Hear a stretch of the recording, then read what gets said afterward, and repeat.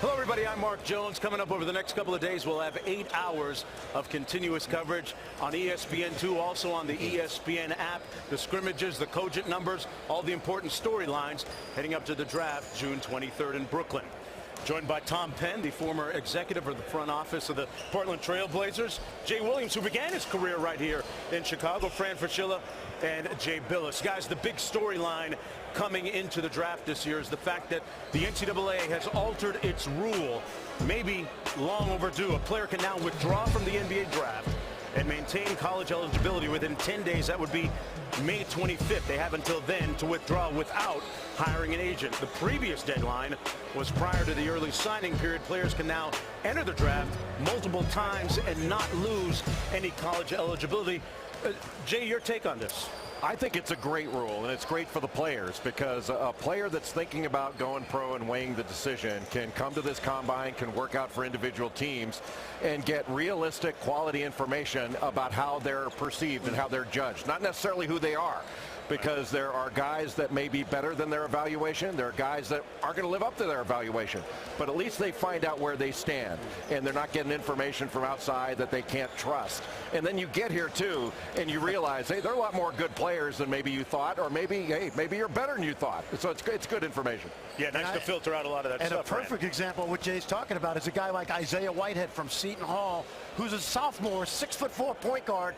He had his way with Villanova 3 times this year, and yet he doesn't have to stay in the draft. He can get an idea when he plays today, and if he goes back, they're going to be really good. If he doesn't go back, he's going to be really good. It's a win-win. I think the rule is phenomenal. A new rule that I would love to see implied is I'm so tired of players that come here and decide not to play. And it's when look, if the presumptive 5 picks, maybe the Player Association can protect those top 5 picks. I understand that. But if you're not a presumptive top 5 pick, then the NBA Association should make it mandatory. Player Association should make it mandatory you play and something like this. I don't think it's fair for some of the older players that have gone through the process of playing in games like this, and some of these other players don't play, and it's a level of mystery, and that's how they get drafted higher. I disagree with you on that point, but more on that later. Back to this we one. have 4 hours to discuss. We got time for all that. You said it's good for the players. It's really good for the teams, because what do teams want? We want immediate help. We want somebody that can help us win basketball games. The head coaches are here, eyes on the prize. Who's going to help them next year right away? And a player like that can get the feedback, and a team can say, stay. We don't want to pay you to sit on our bench if you're not ready. Go back to college, continue to learn something, continue to evolve, and come when you're ready. That, too, sounding like a win-win for both sides, potentially. And Andy Katz has a read on it as well. Andy?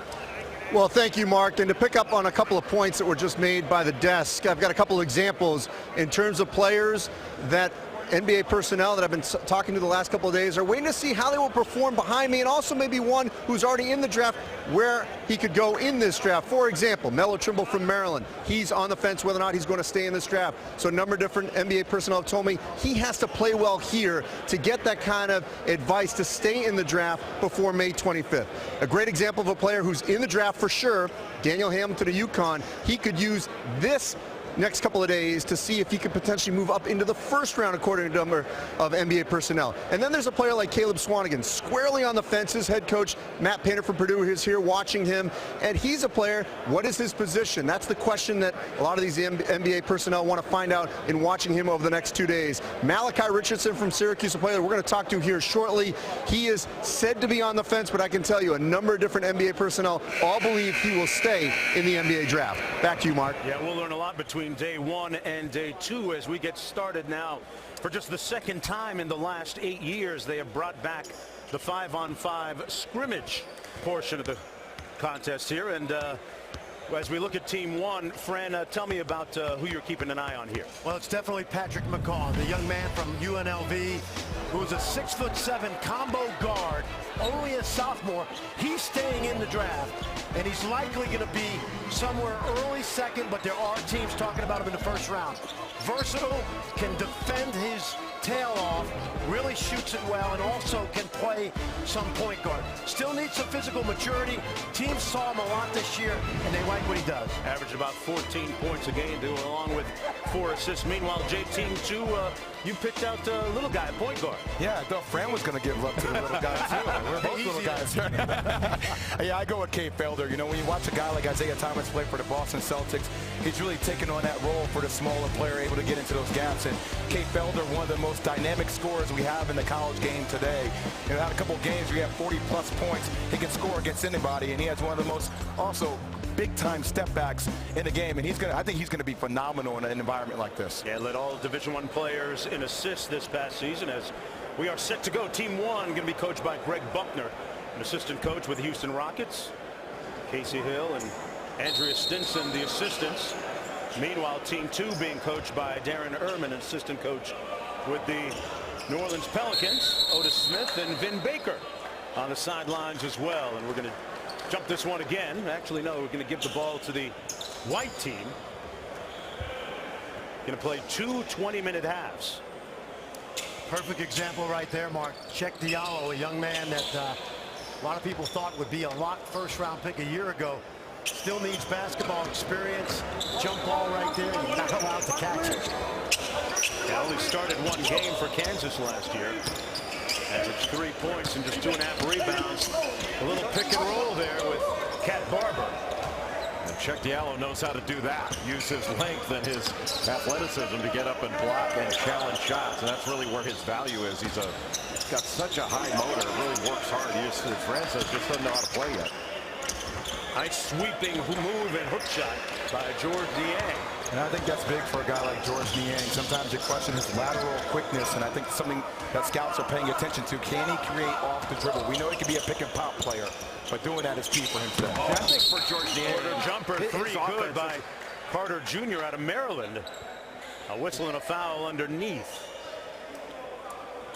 Score tied at 2. That was just inside that 3-point line. And there's a look at the rules. A couple of 20-minute halves.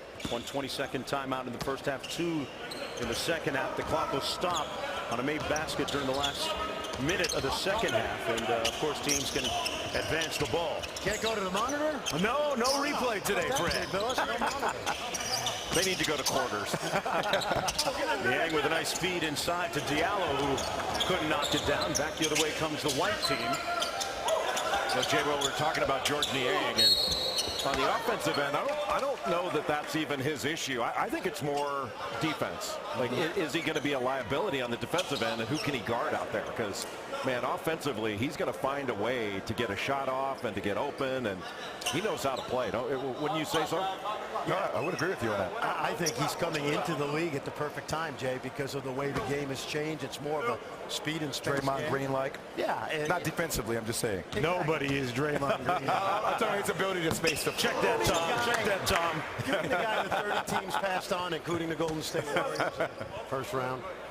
You can say Draymond Green-like. Okay, I get it. Like. No, you're right. Robert Carter at the foul line out of Maryland. One of 4 Terps participating here at the NBA pre-draft combine. Georgia Tech transfer, averaged a little over 12 points a game last year. Just underway here, 3-2, the white team in the lead.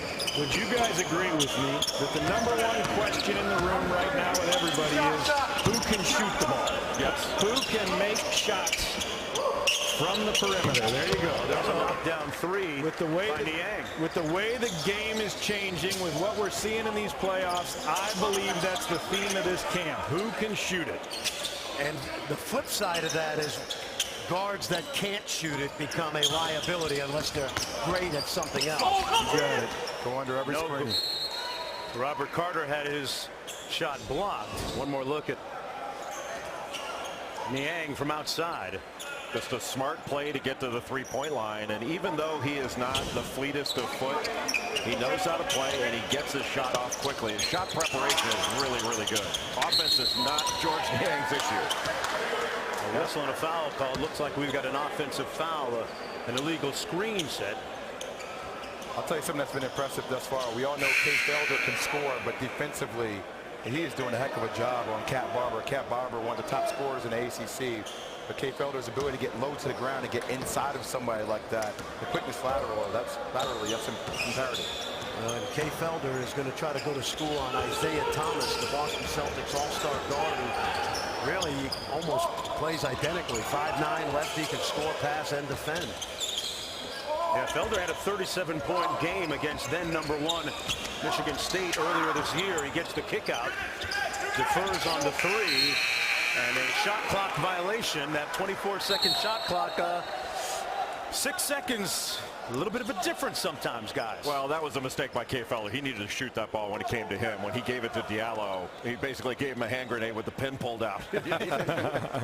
Said, you take it, big fella. He had nothing to do. I do like the unselfish decision. I mean, the ability to get somebody else involved. He's thinking the right way. I think as a coach, you know he can score and make that shot because he did it over and over. And I think you cut him some slack there. Oh, yeah. He's trying to make sure that people know he's also a facilitator. Well, okay, can you play devil's advocate to that a little bit, Fran? Because the size and the length of NBA players are a lot longer than that of college. So it's like that's something curious for me to see when I watch him play. Can he get his shot off with the length of some defenders? And he's proven, Jay, at the college level he can, but obviously the next step is a big one. Tough step back jump shot right there, guys, by Cat Barber. I'm guessing he's got to be one of the quickest guys at this combine among the 64 players in attendance here today. And Felder with a little quick get back at the other end. And to Tommy's point, we know he can score. And that time I think he said, you know, I'm going to show you I can score. Benajay out of Syracuse with the steal.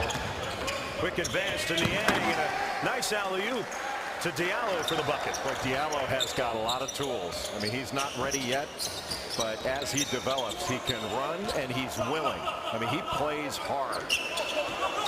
When you say run, willing, and great motor, you get the attention of decision makers. That's important for a big. Whistle out of bounds. It'll come back the other way. Blue ball. You know, Jay, he's been a small guy his whole life, so he's been able to manufacture shots like that. Perfect example right there. Not really a step back, but just he didn't need it right there. He just elevated up. And there's another illegal screen. This one against the blue team. Well, Kate Felder and Tyler Ulis, two of the smaller guys in attendance, measuring at 5'8 1/4. I know you want to joke there. I have nothing to say, Fred. I have nothing to say. His stats are large, though, guys. They are. Big numbers this year. 24 points a game, 9.3 assists, 2 steals.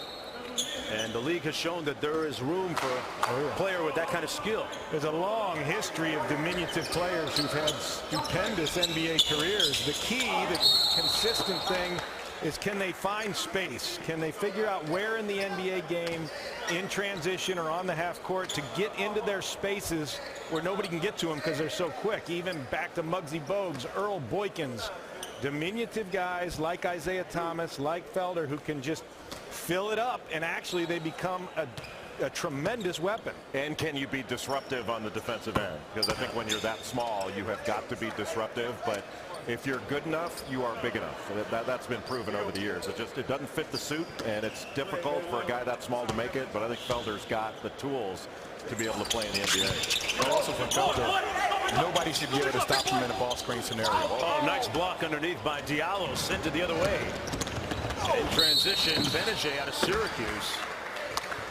Diallo has already made more plays in this game than he made all season long at Kansas. He's getting more playing time than he has all season long at Kansas. Well, the best thing that, you know, Jay mentioned already is the fact that he runs the floor, because in the modern NBA game, if you're a big guy that can't get up and down and change ends, you really don't have a shot. I'm curious, Jay Billis, you saw Benajay a lot this year. He's an older guy. He's a transfer.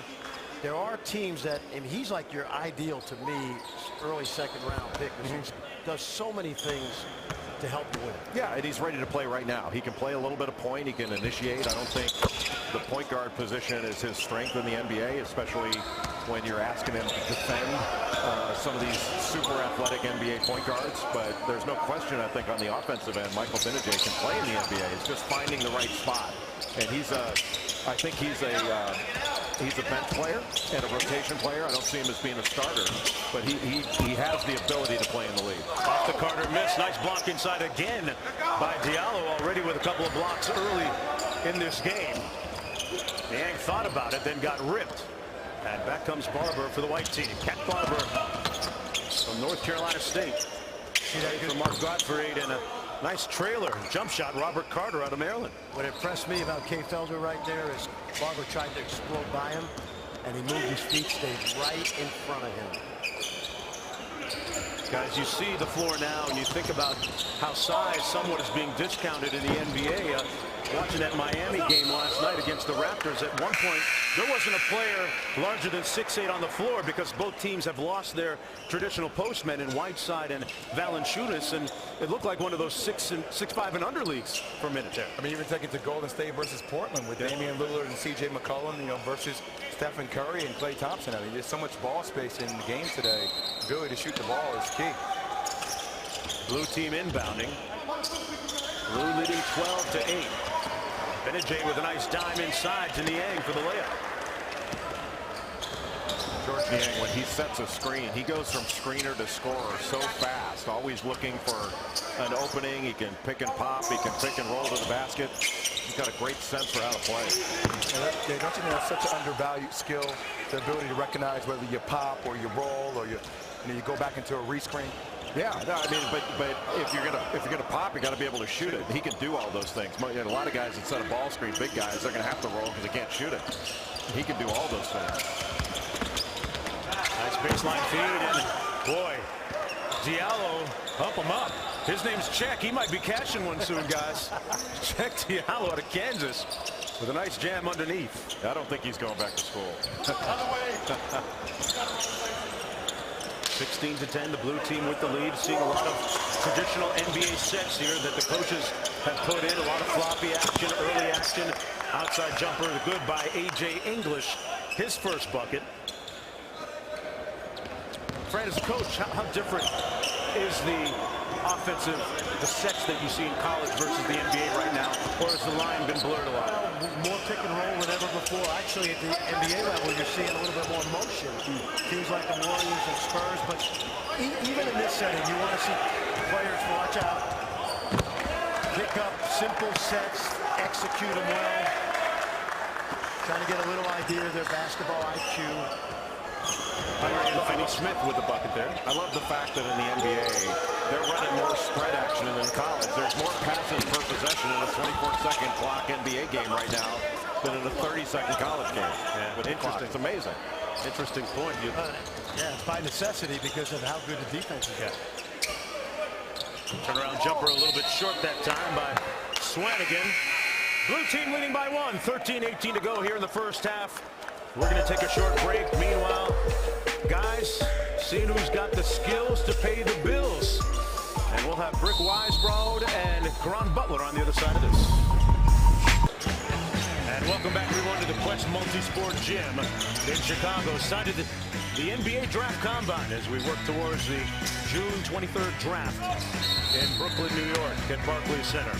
Well, one of the guys making an early impact here is the big fella out of Kansas, Czech Diallo, with 5 points and a couple of blocks to go along with that. Very active at both ends of the floor.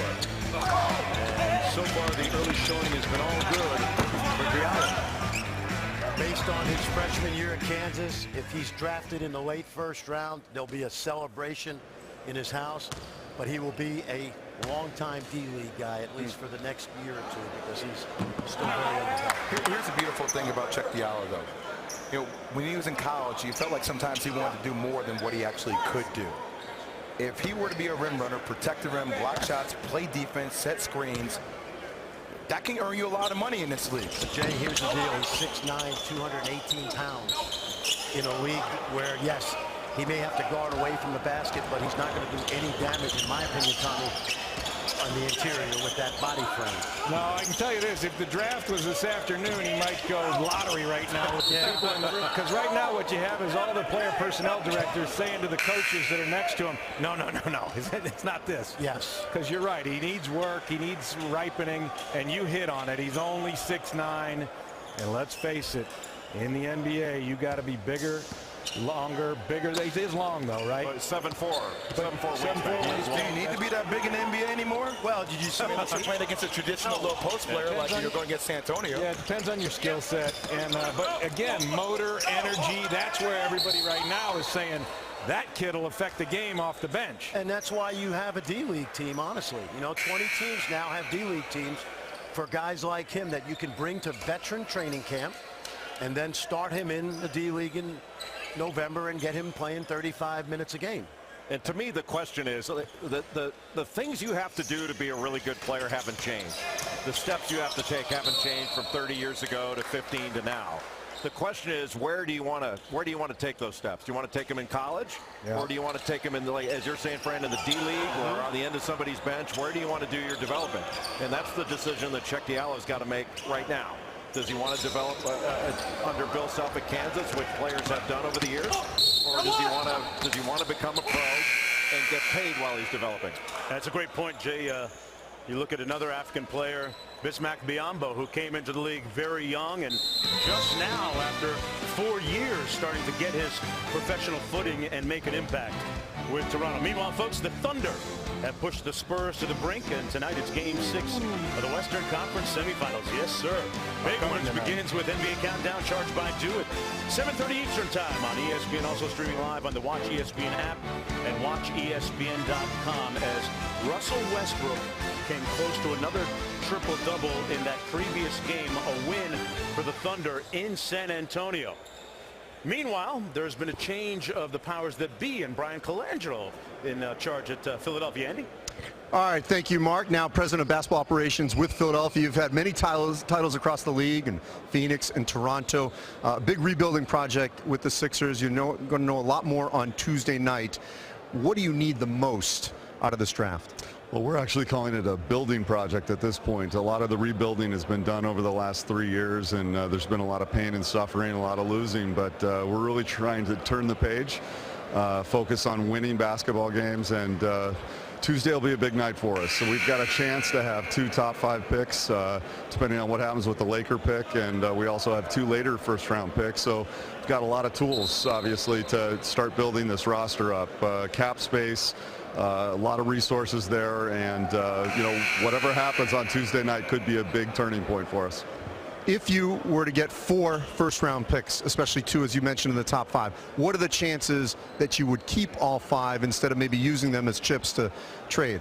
Well, you know, it'd be hard. We already have a good young group of developing players, and you can only have so many developing players. So we may be in play with a couple of those picks. Might do, you know, perhaps a draft and stash situation with a European prospect. You might look to defer to a future year.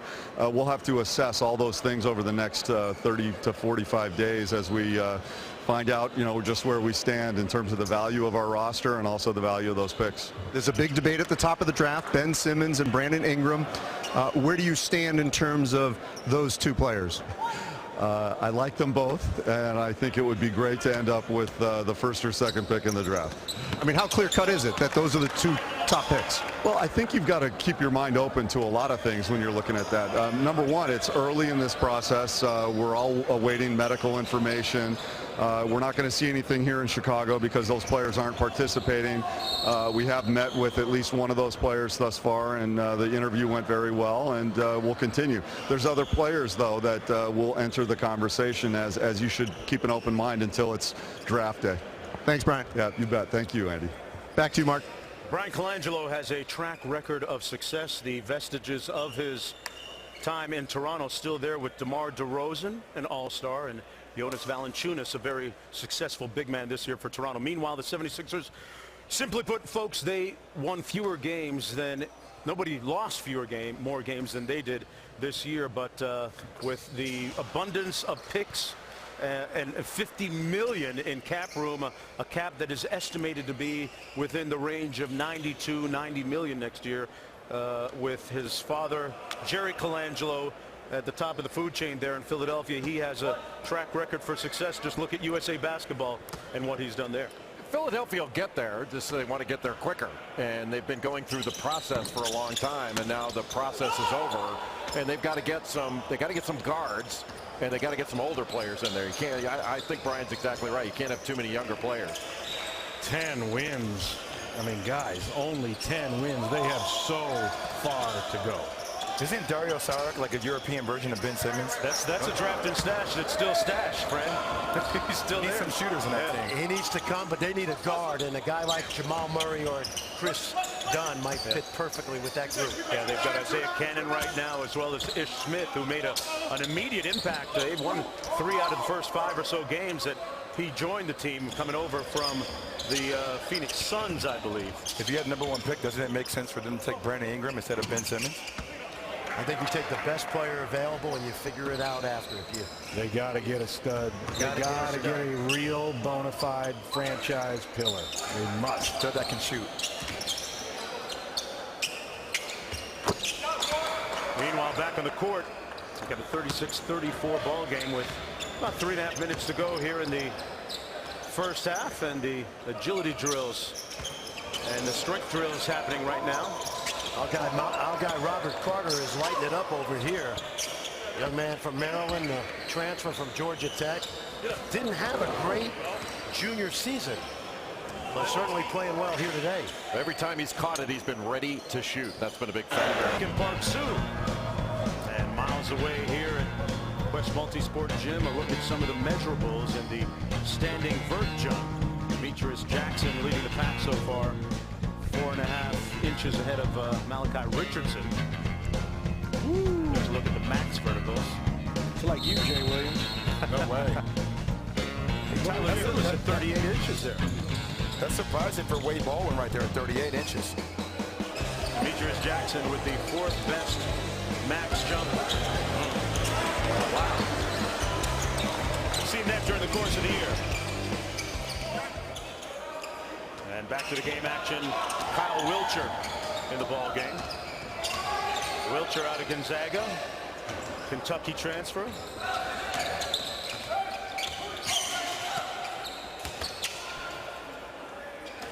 .115 to go here in the first half.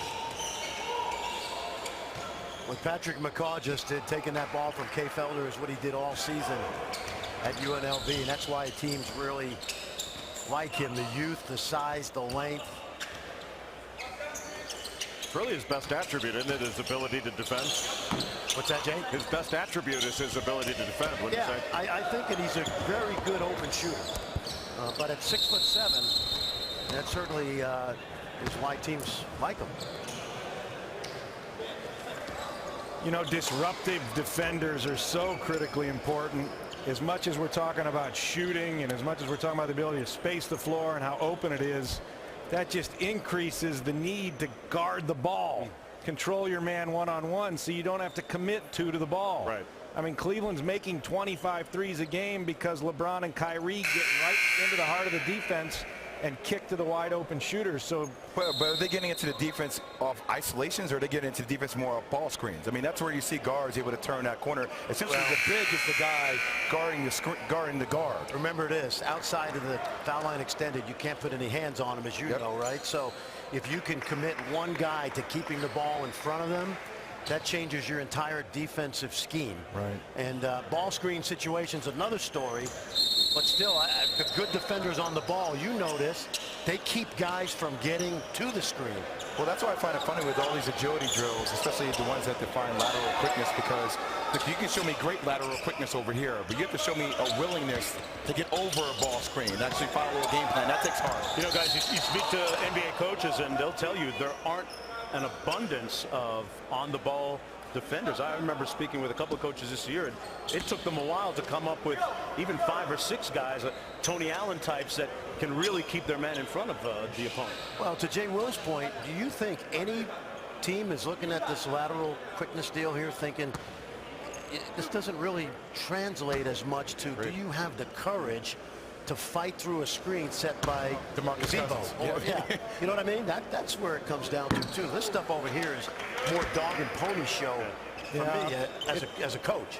It's also helping recover because of all these reasons. You can get a man in the middle of the lane who can help stunt, recover, get back. Draymond Green, the best at it. At his size and his knack and his ability and willingness, he can cover multiple positions and muck up that offensive scheme. A whistle and a foul Underneath, back to the game action, Marcus Lee out of Kentucky. One of several Wildcat players in attendance here today. Calipari expecting him perhaps to stay in the draft once teams see how dynamic he is.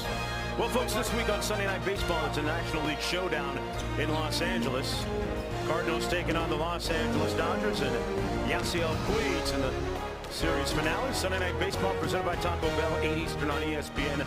Also streaming live on the Watch ESPN app and WatchESPN.com as players continue to go through the agility drills. Isaiah Cousins a moment ago out of Oklahoma hit a big shot this year against LSU to win a ball game. He's a self-made player. Got better every year under Lon Kruger, as did his backcourt mate Buddy Hield, and has a chance to get drafted, but you'll see him in the D-League or making good money overseas at the worst. Yeah, what about Buddy Hield skipping out on us here, guys, for something as plain as graduation ceremony, huh? Graduation is tomorrow night. How dare he? How dare he? Come on, how dare he? Got to get his priorities straight. You know, there's a character issue with him. He should have stuck around for the interviews. 1 second to go, and that'll cap off the end of the first half. The white team leading by 1. Do we go to the coach interview now? Yes. And drills of the 63 prospective players. Tomorrow 3 Eastern on ESPN2, also streaming live on Watch ESPN and the Watch ESPN app. All this leading up to the June 23rd draft at Barclays Center in Brooklyn. Felder out top for the blue team, which trail now by 6. And Niang with the layup. And we talk all we want about Niang, lacks athleticism and lift and all that stuff. He knows how to play. And he winds up getting open, finding ways to get his shot off. He's so skilled. He just has a great feel for the game.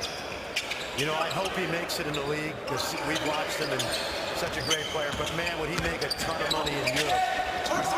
I know that's not where he wants to end up, but he would be an absolute star over there because of all his versatility. Boy, English with a nice floater right there. He showed a nice range on his three-point shot a moment ago, and now the floater. Well, we're going to talk a lot about specialists and stoppers and, you know, spot-up shooters. If you can get a scorer who can score that ball. Have you seen these scores out west lately? You know, 118, 118, 123, 109. You need people to put it in the bucket, right, Karan? Definitely. You know, even with all the speed and agility stuff, you know, some guys may not have numbers that jump out at you, but if you can put the ball in the hole, that's a skill set in its own right there. Yeah, scoring up again this year in the NBA. There were about 2/3 of the teams, maybe even a little bit more, that averaged 100 or more points. Yeah, a lot more fun. One more look at the strength and agility drills. Isaiah Cousins once again out of Oklahoma. Karan, speaking of scoring, how much of a skill is it to create your own shot? I mean, it's a tough, you know, it's a tough thing to do, and you got to be able to, you know, develop airspace and, you know, be extremely crafty because guys are longer and, you know, really good defenders, and they know how to, you know, use their strength and athleticism. So you got to be able to get airspace and know how to play off players, particularly the guard play. That's Isaiah Cousins on the right. Well, a guy, Mark Jones, we're watching do that right now in the playoffs is C.J. McCollum. Yes. You know, I know their season ended last night, but talk about a guy that can create space. I mean, talking about coming into your own and, you know, being a guy that averaged, I think, 5 to 6 points last season and just didn't make the jump to, you know, be in the 20s. And, you know, he looked like he got superstar written all over him, and you can appreciate his one-on-one game and just appreciate, you know, the way that he worked himself up to that process of being, you know, sometimes even the first option in some situations for that team. So it's good to see that. Another small school guy out of Lehigh. What you hear from good college players that transition to the NBA, they talk about the amount of energy it takes to try to go score the ball. Just to go take 10 shots, let alone make, or go take 20 shots, let alone make. You got to be gifted to do that, and particularly when you get to this level of athleticism and size in the NBA. Big step up. Cross-court pass, Felder. Nice look inside. Guys, I'm a little. I'm not. I didn't see a lot of that from Chuck Diallo this year, Fran. You had him more than I did. Jay, you too. There's some offensive skills there. Yeah. He's got tools, and he was playing in a system where there were a lot of older big guys, and he wasn't able to show what he's capable of doing. I think he'll do that next year, the year after. But I don't know there'll be a next year at Kansas for Chuck Diallo, especially the way he's playing here. So the headline tomorrow in Lawrence, Kansas is going to read, "Self holds back Diallo from prospering." Huh?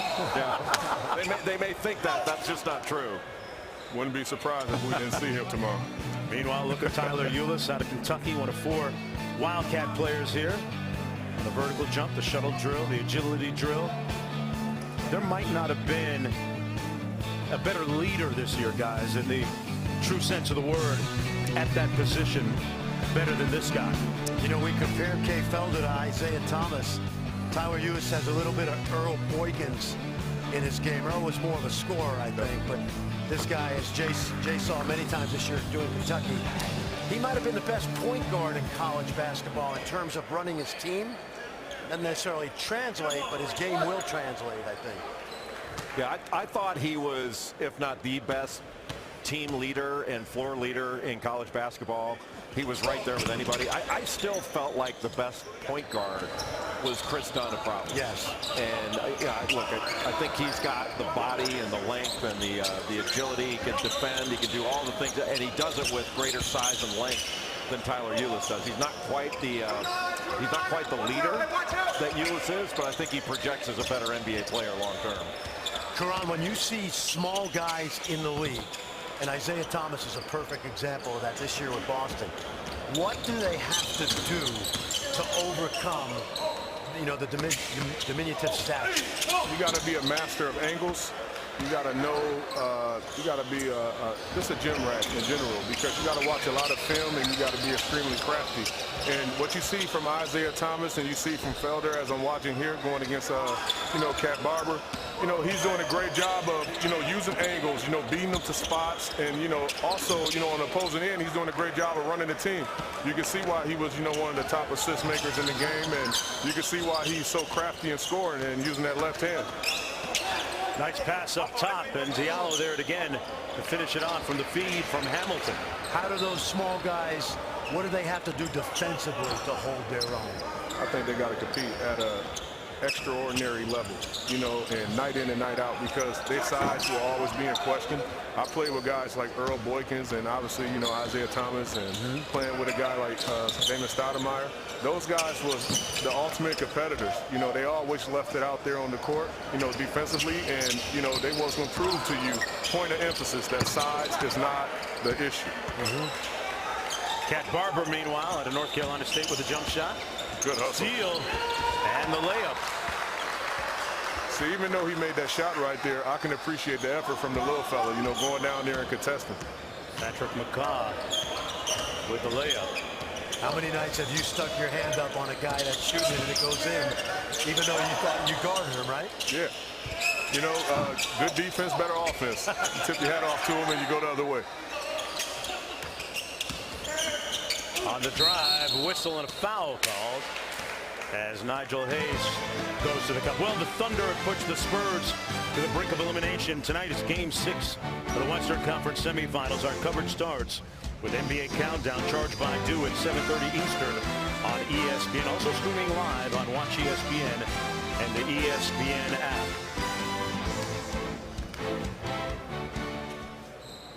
Karan, your thoughts on Game 6? It'll be interesting. I expect OKC to, close them out tonight. And, I think they expect the same thing. If they don't, I think the momentum swings back to, San Antonio favor, and you do not want that. And, we'll see what happens. But knowing the mentality of those guys, being in that locker room before, I look forward to OKC finishing them out tonight. Guess who's favored? Guess who Vegas thinks is going to win? San Antonio. By 1.5. 1.5. 2. 1.5. No. Spurs favored in Oklahoma City. Wow. It's going to be tough for Oklahoma City to close them out. Boy, it is amazing, though, that after winning 67 games, that San Antonio is facing elimination on the road. Yep. It's remarkable, I think, what the position Oklahoma City's in. How about Billy Donovan leaving Florida and taking that job and on the brink of putting San Antonio out of the playoffs altogether? And there was an adjustment period, of course, for him early, but not much. He's got his team in a great spot. A whistle and a foul called. I always say, talking to my NBA friends, the difference between the NBA and college is the difference between Spanish and Portuguese. They sound alike, but they're two different languages, you know, and Billy's done a really good job. They struggled, as you know, Mark Jones, in the fourth quarter of a lot of games this year, but they seem to be really playing well at the end of games now. Yeah, they figured it out, and Russell Westbrook, a big part of their success down the stretch. That's Josh Hart in the strength and agility drills.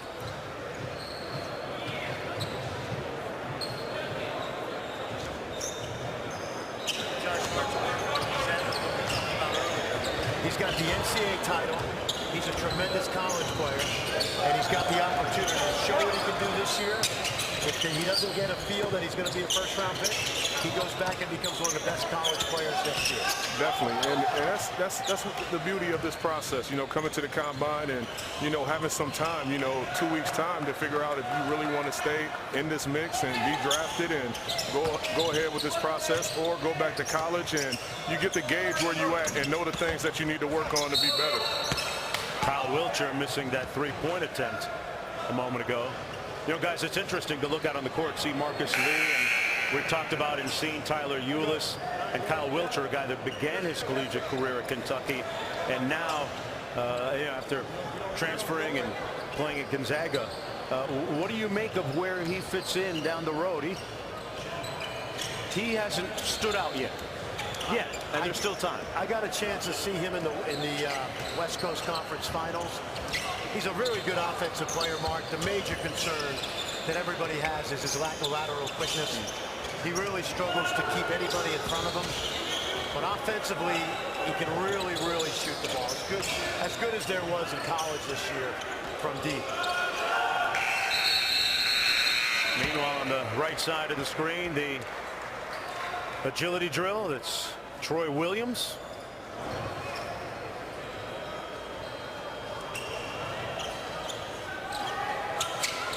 Seen a couple of shot clock violations, you know, during this scrimmage process. That time may be getting to some of the guys. You know, you got to keep that mental note in your head.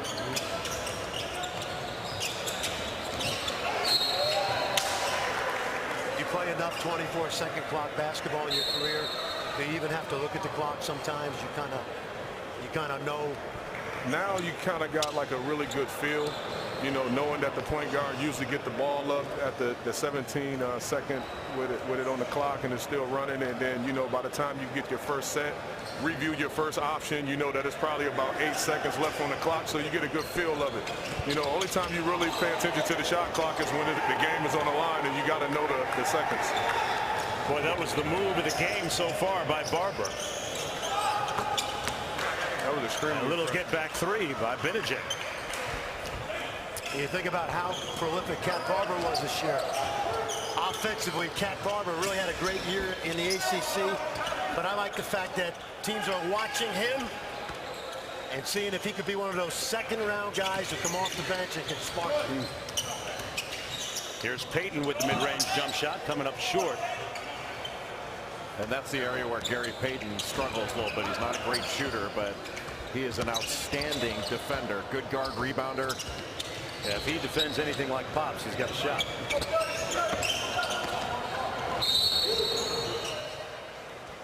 Timeout on the floor. The blue team trailing by 9 in Carolina State.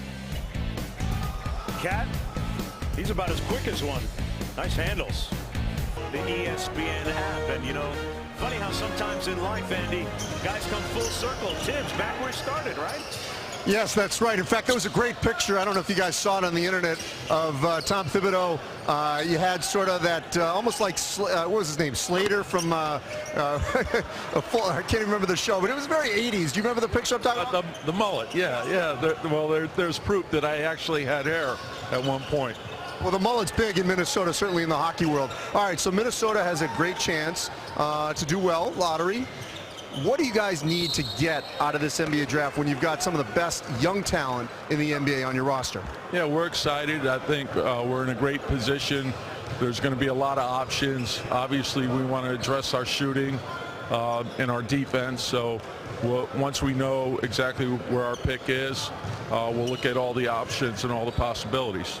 As you surveyed the landscape of potential job openings when you were working for us, what enticed you so much about Minnesota?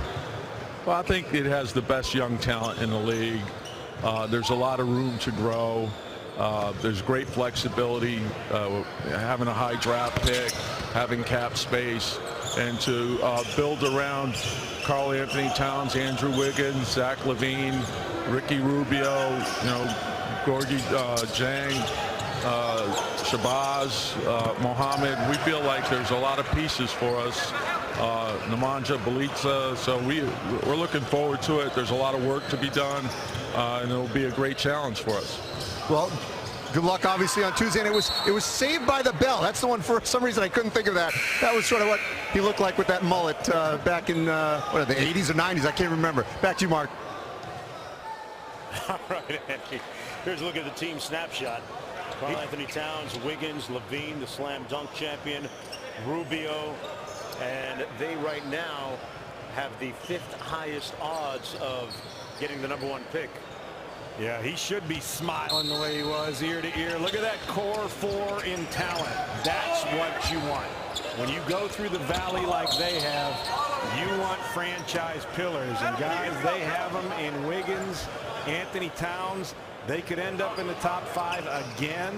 And then you've got all that flexibility to trade young assets, use that cap space.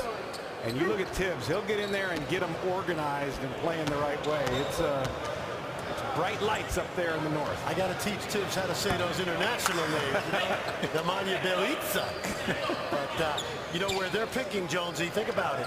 You got Jamal Murray and Buddy Hield staring him in the face at maybe #5. We don't know until Tuesday night, but he talked about outside shooting. Buddy Hield would be a terrific fit for that group.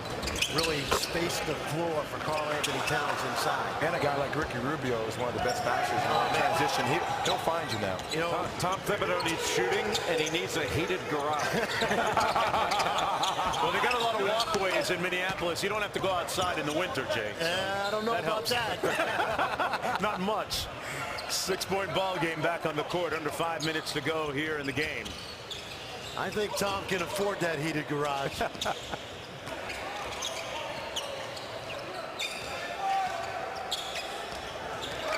Fran, you bring up as if English fires a deep 3. An interesting point. Buddy Hield versus a Jamal Murray. And guys, when you look at a 4-year player like Buddy Hield, foul committed by Wiltshire, do you take a one and done, or do you take a 4-year guy who you can see what he's doing, and he's been very prolific at that level? That's the biggest challenge, Tom Penn, right? Do you take production versus projection at that spot? And with that, we'll contemplate it and come back on the other side. Back inside the Quest multi-sport gym here in Chicago for the NBA Draft Combine. The skills drills, the agility drills going on 5-on-5 on the main court, and Andy Katz standing by with Malachi Richardson. Andy? All right, thank you, Mark. So certainly Malachi was one of the key members of Syracuse's surprising run to the Final Four. He's here at the NBA Draft Combine, not participating, though, in the 5-on-5. Why is that? Just tweaking my back a little bit when I was up at school, and we just thought it would be best if I didn't play. So you're one of the players that has not signed with an agent yet, essentially on the fence. Where do you stand on your decision? Everything's still 50-50. We're just trying to weigh the best options, just make the best choice. A lot of these people I've talked to here in this gym believe that you will stay in the NBA draft because you are someone who could be in the first round at some point. What will be the deciding factor for you?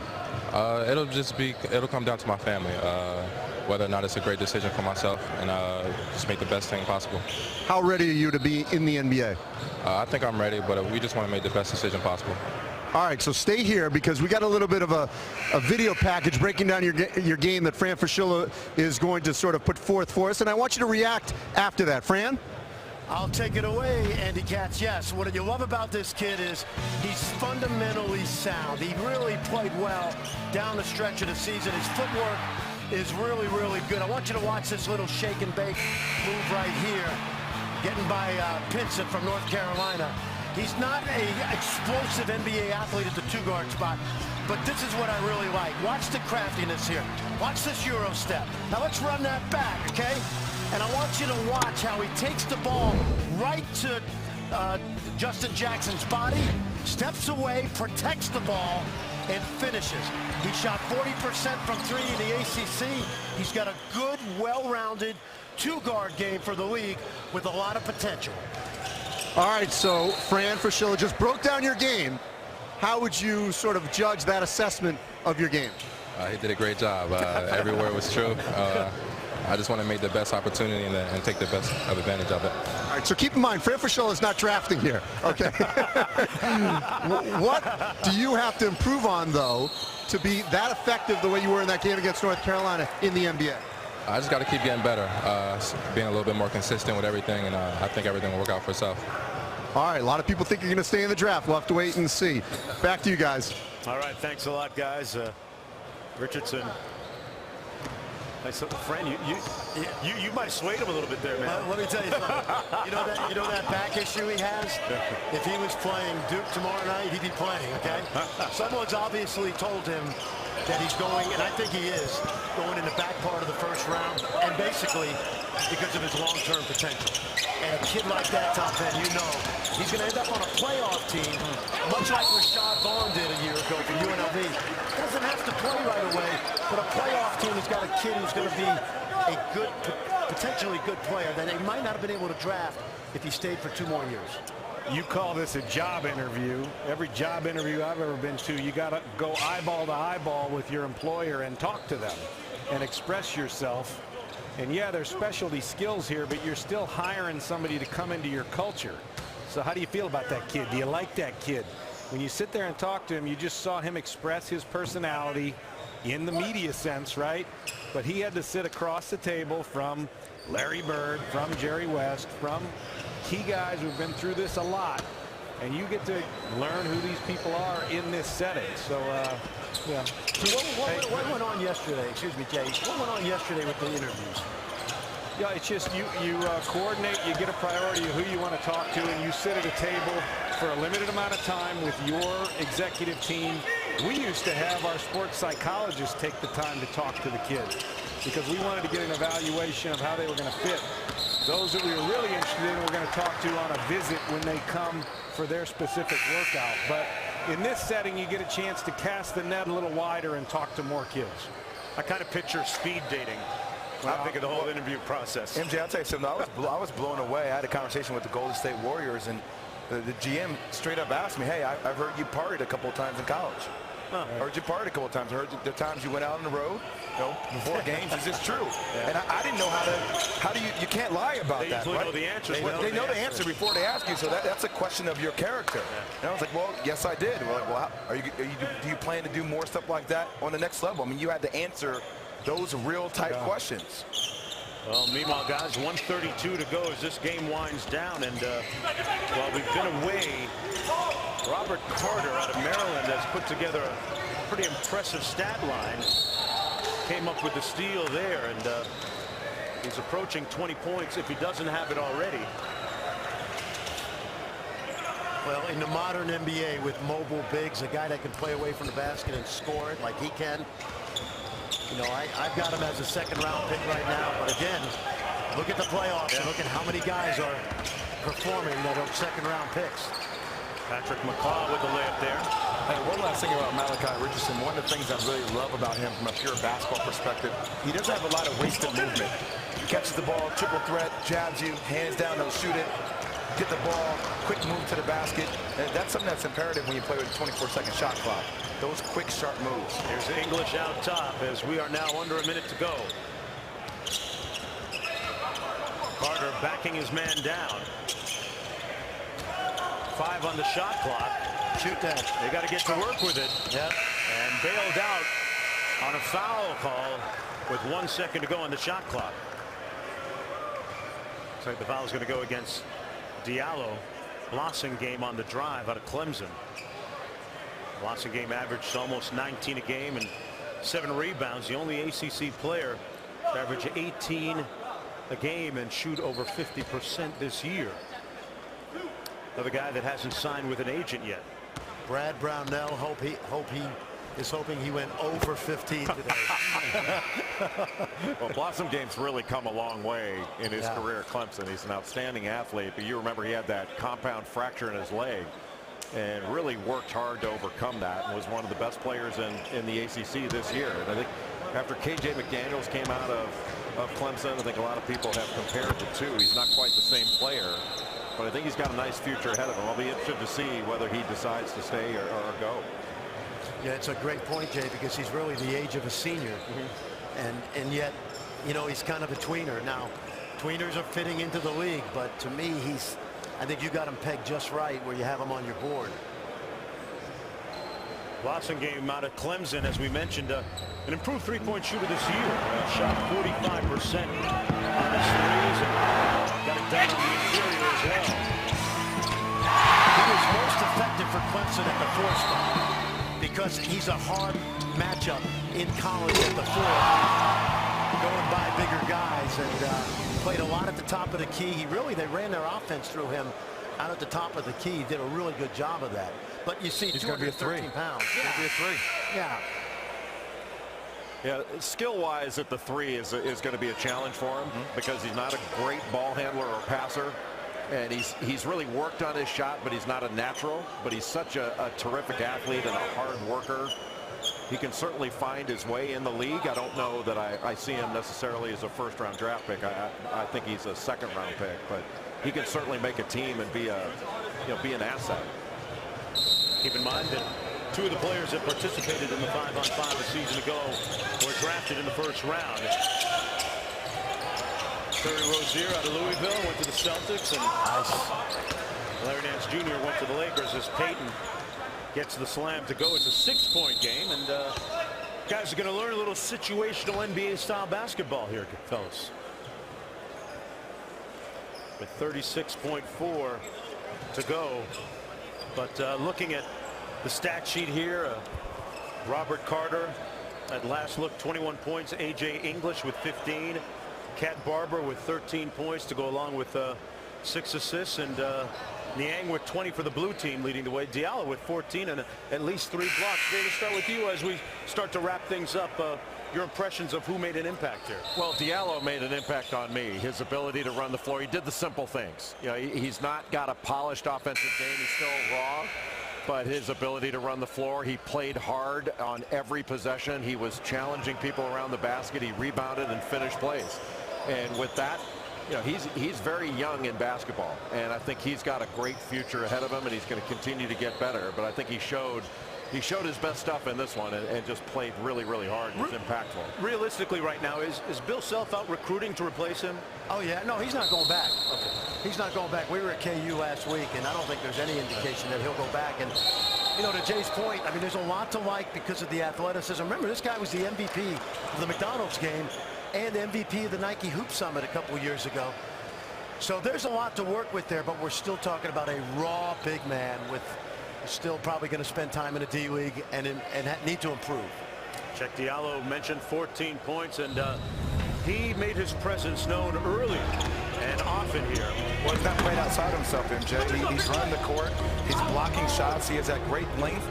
And look, you like his athleticism and you like his hunger as well. I mean, he plays defense. He's coming over from the weak side and he's finishing strong at the rim. Yeah, listen, he just made 2 baskets off of dishes from big guys. I mean, from guards that he didn't have to do anything. So we're not talking about a polished offensive guy right now. But he did knock down an open jumper. He's made some plays offensively. He's got ability. But we've mentioned, I think he's raw and he's got a lot to work on. But all the tools are there for him to be really, really good. 18 points in the ball game on 7 of 10 shooting. Somebody else who was impressive today, I really like Kay Felder. I mean, he's really stood out. And we all know he can score the basketball, but he's shown the ability to make plays. But more importantly, I mean, his on-ball pressure, he's picking up full court each and every possession. That's disruptive pressure. I think that's critical in the next level. Greg Campy told me, his coach at Oakland told me last week that keep in mind that every single team he played against in the last couple of years game plan for stopping him, and he has a great ability to know when to get his own shot and also when to feed his teammates. And he described him as a Barry Sanders type. He said he's as fast side to side as he is, north-south. So he didn't hurt himself, but teams knew how good this kid was coming into this. There's Felder up court in a rush, takes it all the way to the cup, and he draws the foul. The blue team with an opportunity after the offensive foul at the other end. 25.4 to go. Felder going to the free throw line. A very prolific and efficient free throw shooter during the course of the season for Oakland. Felder's got 7 points and 4 assists. Yeah, he's a Detroit kid too. He's got that toughness. He won a city title. Also impressive today, George Niang. George Niang played really well, shot the ball extremely well. And we talk about one of the most undervalued things is a guy who can pick and pop, who can extend the defense with his shot, but also understands when to roll, when to come back for a rescreen. He probably has one of the highest basketball IQs in this combine. Yeah, 4-point ball game. Game comes easy to him. He just gets it. 4-point game, a little full court press, and they almost turn it over. Did not like that press offense right there. That's one of the things they didn't put in, I'm guessing. Didn't have time to work on that. It's interesting, speaking with Greg Bruckner, so they put in limited set, just your basic offensive stuff, 3 half-court plays. Each of the 4 teams pretty much has the same stuff. Kind of just running different options off of them. But 4-point game, and got a jump ball here between Carter and Diallo. Tommy, the guy that George Niang reminds me of, and we said it during the season, is he's kind of like Boris Diaw. Yeah. Ooh. Yeah, I know he's not as big, but certainly Boris had a great career, but he's got that kind of fit in with everybody game. And Boris Diaw is a magician with that ball as a playmaker, and he's one of the most cerebral. Wilcher knocks down a 3, guys. We got a 1-point game. And another trap on the inbound pass. And a foul called, it looks like. That wasn't a foul in the San Antonio game the other night. We don't have a last 2-minute report on this, do we? They missed 5 fouls and 4 violations on 1 play. How about that tip to a 3? That was pretty impressive. Meanwhile, looks like English is going to go to the free throw line. A.J. English out of Iona. His dad played a couple years in the league. Still a 1-possession game. One of the many Virginia Union players that played in the NBA. Charles Oakley, yep. Ben Wallace.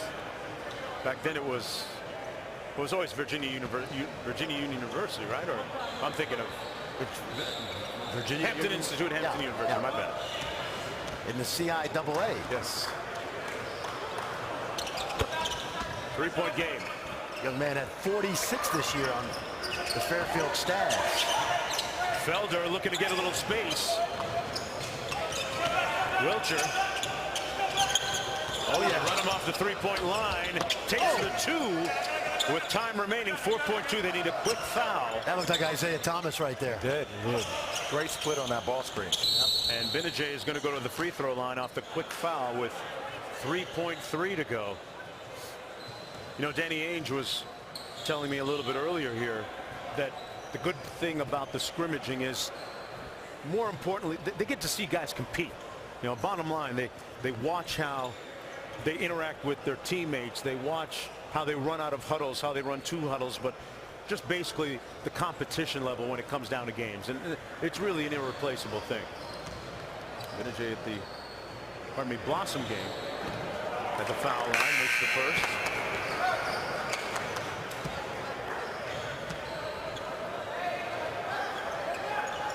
What are the overtime rules? I wasn't going to be the one to ask, Tom. It doesn't go beyond 4 hours. That's what the overtime rule is. Can you advance the ball here on a timeout? They do have advance. But you got to get the rebound first. Carter knifes in there. Niang and Wilcher failed to block out. And Carter out of Maryland sneaks in for the board. You know, when he transferred to Maryland, his goal was to be a one-and-done guy. Sit out the year. He's gotten himself into great shape. His body fat is way down. And again, on a team with 4 potential NBA prospects. Didn't have a great season, but this helps him today. Missed the first free throw. So now it's still going to be a one-possession game, and blue team has time to get up court. Cliff Warren, the assistant coach for the Terps, tells me he's in the gym more than anybody else on that team. Got to get off a quick three. Ooh. Dangerously close. And Carter leading the way for the white team as they win it 96-93, the first of 2. One more on deck, folks. Had a lot of jams in that first one. More coming up on the other side.